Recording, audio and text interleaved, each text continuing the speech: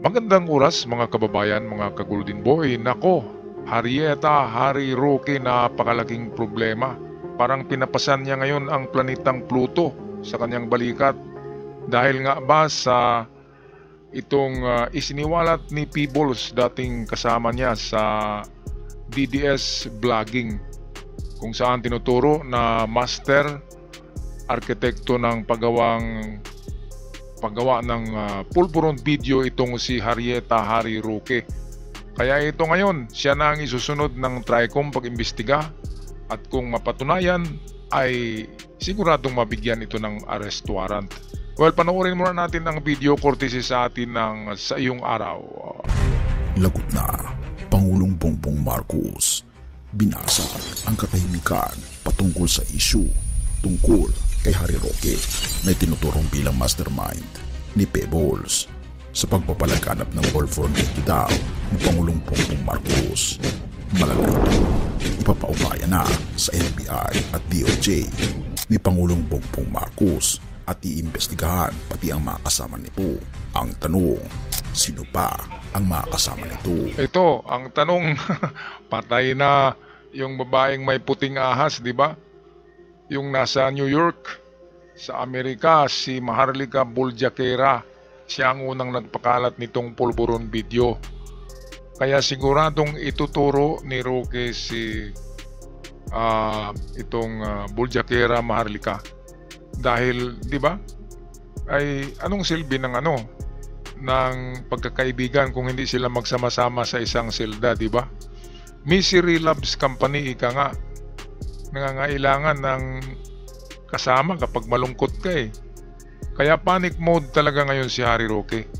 At still pinanindigan ni Harry Roque na hindi daw siya makulong dahil sa magkaroon daw siya ng asylum sa Netherlands. Ang hindi niya alam, sumusulat na ang mga grupo ng human rights sa Pilipinas, mga attorney, sumusulat na sa embahada ng Netherlands kung saan man ipapadala yung sulat sa kaukulan ng mga otoridad yan na nagpa-process nitong asylum request ni Harry Roque. Kaya hindi magkaroon ng asylum si Harry Roque sa Netherlands. 100% isara ko itong channel ko kung magkaroon niya ng asylum. Napakaraming kaso sa Pilipinas tapos bigyan ng asylum. Anong meron, di ba? Walang political prosecution, wanted siya sa Congress. Merong contempt order dahil nga sa meron siyang nasangkutan na isang napakalaking sindikato, di ba, yung Pugo. At hindi lang yan, ito na ngayon ang cyber libel case sa kanya, ang pagpalaganap nila ng video ni PBBM na nagpulburon daw. Iyang layo-layo ng itsura eh. Kahit hindi pa yan i-deep fake, kahit hindi yan AI, kung yan ay look alike, ang layo-layo ng itsura ng ulo. Diba? Pati yung ilong tsaka hugis ng muka ay kakaiba. Pati ringkol sa muka ay iba eh. Kaya talagang cyber libel case ito. Ngayon pinagsasabi ni Harry Roque na hindi daw siya makakasuhan ng sino man na opisyalis sa Pilipinas. Hindi siya makakasuhan. Tanging makapagkaso daw sa kanya ay si PBBM lamang. Napakahina ng utak, napakabubo. Presidente si PBBM, hindi pwedeng siya yung mag-ano niyang kaso na yan. Napakaraming sangay ng gobyerno para kakaso kay Roque. Hindi na kailangan pa ang presidente ang kakaso sa kanya. Yan ang katunayan. Yan ang katotohanan. Itong si Harry Roque parang walang alam sa batas. Hindi yata ito nag-aral Baka binili lang sa recto ang kanyang ang kanyang diploma at transcript sa pagiging lawyer nito, pati yata yung bar exam nito binayaran lang eh. Okay, so patuloy muna tayo sa video courtesy ng Sa Iyong Araw. Halika, atin itong pag-usapan. Hindi na to, bago. At buti na lamang, may isang tao na dati nilang kaalyado na sinabi na si Atty. Harry Roque ang nagpakalat. Siya mismo, si Atty. Harry Roque, ang nag-utos pa sa ibang mga kaalyado nila na ipakalat. At sinabi pa nga niya, sigurado siya na ang Pangulo daw ang nasa video. So hindi po ito lingid sa kaalaman ng palasyo dahil ang nais naman po ng Pangulo ay maipakita sa taong bayan na hindi totoo ang kanilang pinapakalat na video at hindi totoo ang kanilang ibinibintang sa kanya. Ang liability ng kahit sino dyan na involved ay dapat lamang po siguro masampahan ng kaso kung ito po ay makikita naman po ng DOJ. Ayan, so patay diyan si Maharlika Bouljaquera dahil may kinalaman din, di ba? Dalawa sila na principals dito Si Harry Roque ang nagplano niyan, naghanap ng modelo para gawing PBBM na nagsisinghot ng VIX. At ngayon ay ang nagpakalat nito ay si Maharlika Bouljaquera para daw mag-viral at siyempre maging milyonarya si Bouljaquera dahil sa video na yon, dahil daming nanonood, di ba? Kaya ang maswerte nito si Bouljaquera Ang problema kay Bouljaquera, Maharlika, ay ipapatawag din yan sa Congress. At kung hindi yan sisipot, siguradong merong extradition. I-extradite yan sa US kasi napakalaki ng kasalanan, di ba? Makikita naman merong mga video, merong channel, pinagmumura niya ang presidente at national threat si Maharlika Bouljaquera sa Pilipinas. Threat yan ng gobyerno dahil hinihikayat nila ang mga tao na magrevolusyon at kalabanin ang gobyerno. Kaya in every action there is reaction. Sa physics yan kay Newton, itong law of motion. So kung merong action, merong reaction. Ang sabi naman ng lula ko noon ay kung maghanap ka ng kaaway, huwag kang lumayo, katabi mo lamang. Yun ang sabi ng lula ko. Kaya totoo, ang kaaway ngayon ni Roque ay katabi niya noon si Peebles. Pareho silang bakla. Si Harry Roque lang ay mukhang dugong, mukhang matabang ano bang tawag dyan? Yung matabang bulati, di ba? Bilog na bilog At si si Vicente Peebles ay ang tawag dito ay transvestite or transvestite. Ito yung mga mukhang babae. At hamak na maganda si Vicente Peebles kaysa Harry Roque. Si Harry Roque kung magdamit babae yan, ang pangit-pangit niyan Kaya nga dugong na parang nagdadamit tingnan.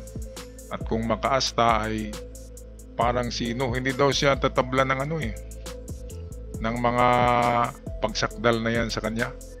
Meron silang kultura nga pala ng impunity. Itong hindi makakasuhan, pareho sila ni Digong Si Digong merong impunity, feeling of impunity, feeling lang yan Pero ngayon nakakasuhan na. Ganon din si Roque. Akala nila mga invincible sila, merong impunity. Hindi makakasuhan dahil malakas nga at may kapangyarihan. O tingnan natin ngayon kung hindi ito makakasuhan tong bakla na to. Lagot na to, bakla ang labanan dito O ito, maghanap ka ng kaaway, huwag kang lumayo, katabi mo lamang. Sabi ng lula ko yan, kaya totoo. Ang kaibigan ni Roque na si Peebles ay naging kaaway niya na ngayon. Dahil sa si Peebles ay hamak na mas matalino kay Harry Roque.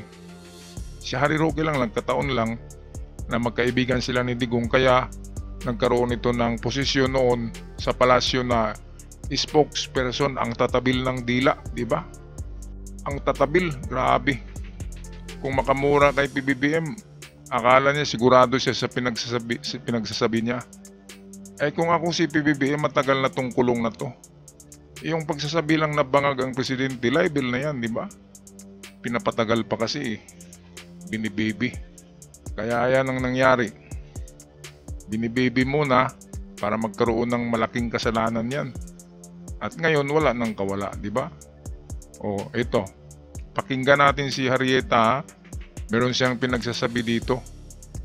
Gross ignorance of the law o matinding kamangmangan sa batas. Itong reaksyon ni Attorney Harry Roque, dating presidential spokesperson ng Duterte administration, nang tanungin sa posibilidad na irekomenda ng House Triple Committee o TRICOM na magsampa ng kasong cyber libel laban sa kanya dahil sa issue ng Polvoron video. Ito, grabe pinagsasabi ni Harry Roque na mga mangmang daw ang TRICOM, ang Kongreso. Ang plenaryo ay mga mangmang daw yung nandyan. Iba kasi yung mangmang na mangmang to the max, di ba? Ang Kongreso yan ang yan ang mambabatas. Tinatawag nga yan ang mambabatas. Sila ang gumagawa ng batas.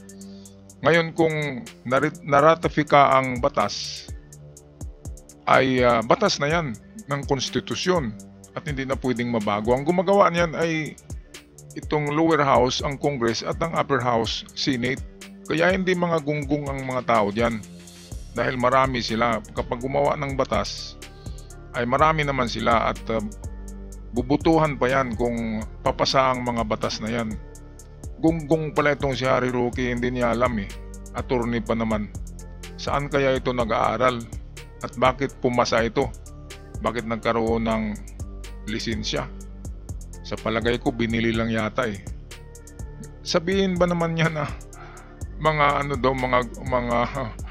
walang mga alam itong sa Kongreso?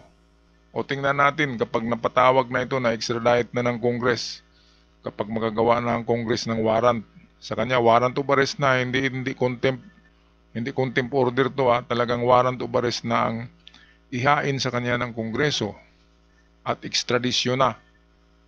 Request na yan ng Pilipinas sa Netherlands na huliin si Dugong Harrieta at ibalik sa Pilipinas para litisin.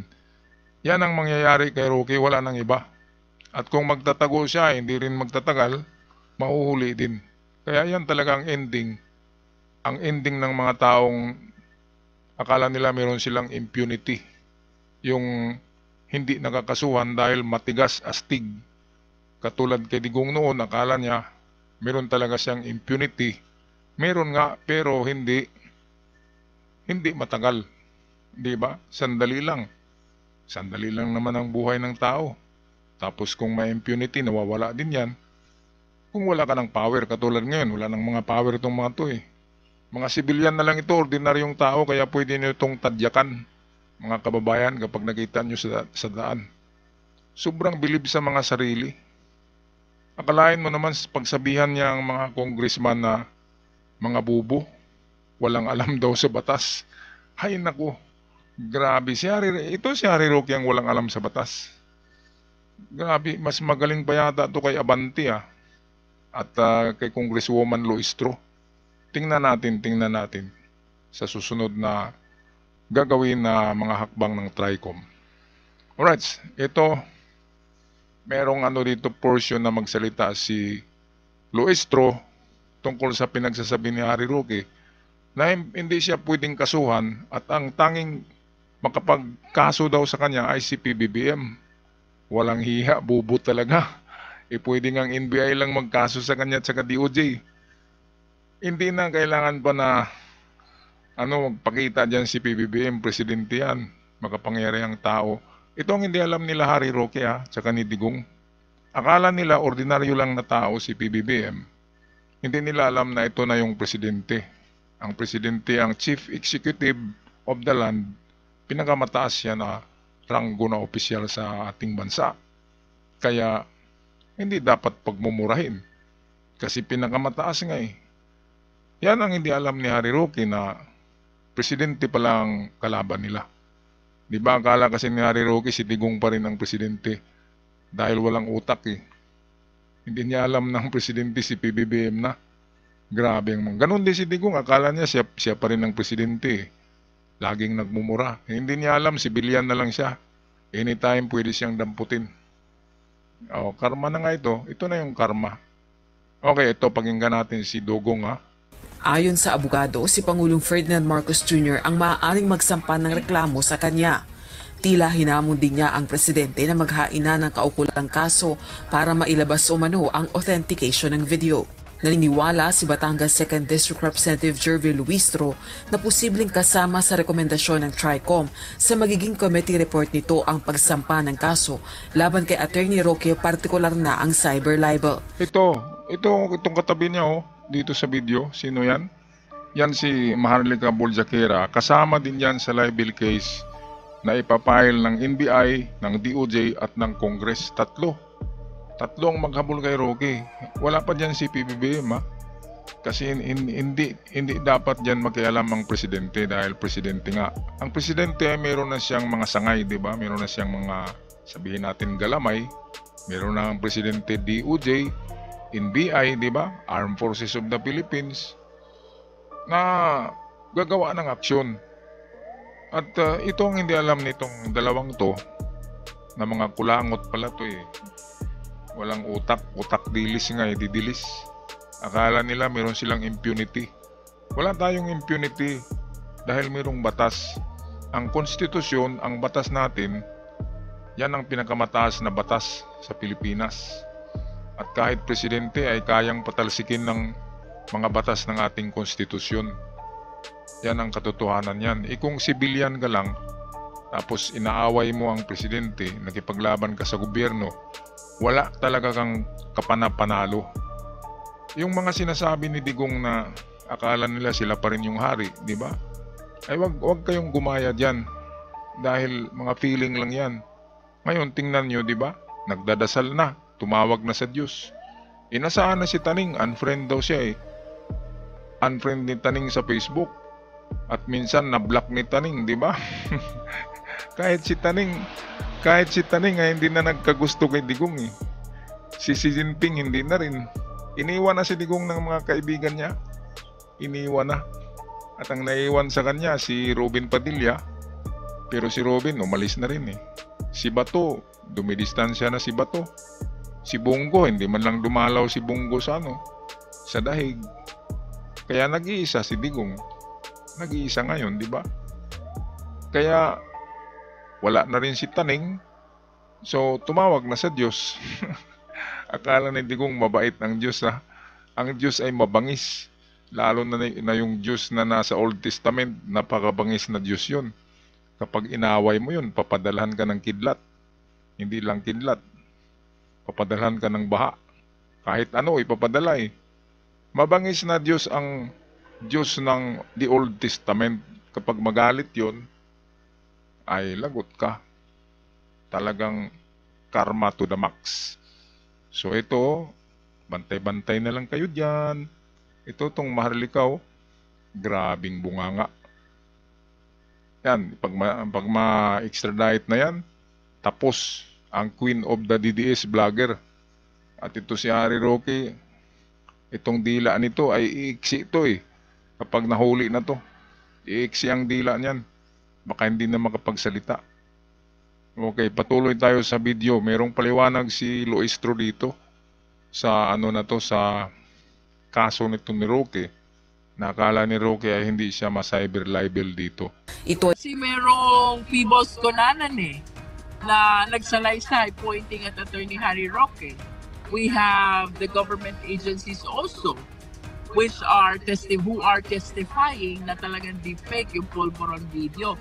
So for the purpose of filing, I think sobra pa nga sa probable cause yung amount of evidence na nag-gather na nila. Walang maliwanag, may cyber libel dyan. Through the use of internet, is trying to make it appear that the president is actually using cocaine. nakapaloob sa video ang isang lalaki na tila kahawig ni Pangulong Ferdinand Marcos Jr. Ayan. na gumagamit ng illegal na droga. O ayan o, ang pangit pa naman ng pagka-acting. Sabi ni Richard Gomez kay Kirwin, pangit na pagka-acting eh. Nagpabaril daw. Ito naman, pangit nga ang pagka-acting nito. O, tingnan nyo naman yan. Meron bang nag-cocaine na hindi nakadilat ang mata? Hindi nakadilat ang mata niyan kasi kapag idilat niya ay mag-iba na yung itsura niya. Kaya palaging nakapikit para PBBM tingnan. Pero kapag nadilat na yung mata niya, iba na yung itsura niya.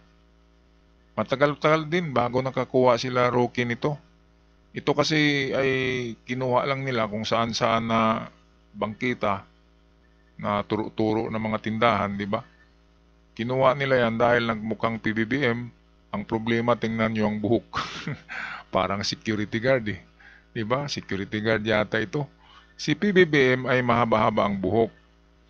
Parang Justin Bieber, di ba? Ito, army cut ito eh. Ang layo-layo. Tsaka yung ilong nito, straight. Yung kay PBBM ay medyo curve yun. Tsaka yung tainga, iba. Pero may pagkahawig nga. Kaya akala naman ng mga DDS, dahil ang mga utak ng DDS ay didilis, ang liliit. Akala nila si PBBM ito, naniwala naman. Tapos doon sa Vancouver, Canada ba yun? Doon sila nagproklama ng video na ito na totoo at nagsisigaw sila doon ng bangag-bangag.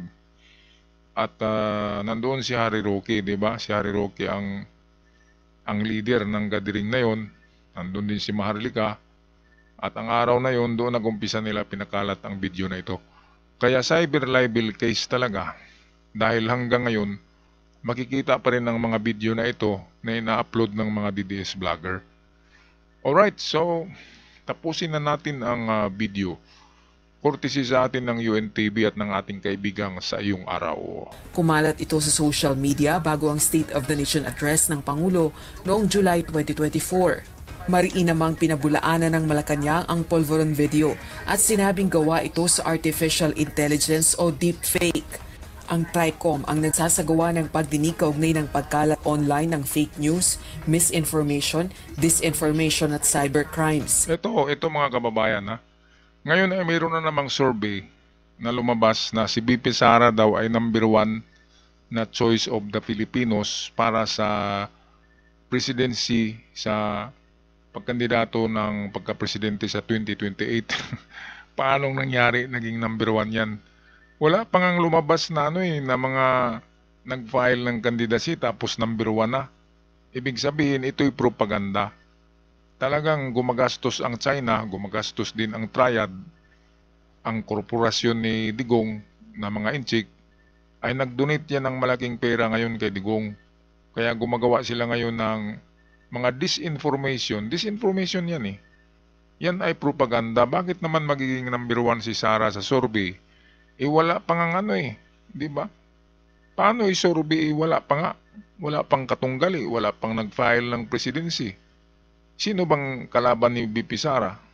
Di ba? Kaya, kung tanungin mo ang mga tao ngayon, si BP Sara ang alam nila na kakandidato. Wala silang alam na ibang pangalan. Kaya, sasabihin nila BP Sara.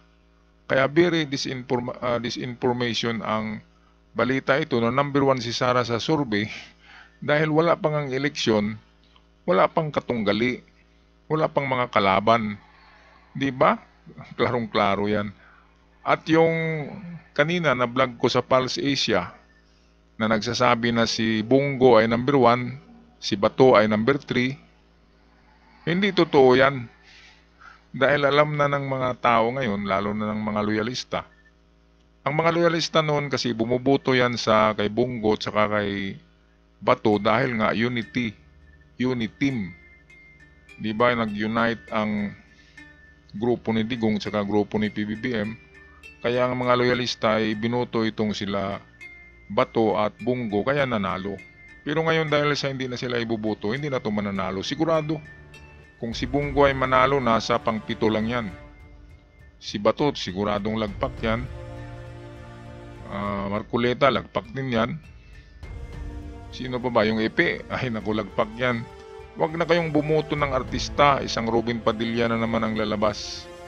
Mas magaling si Epe kay Robin Si Robin pang action, si Epe naman pang drama.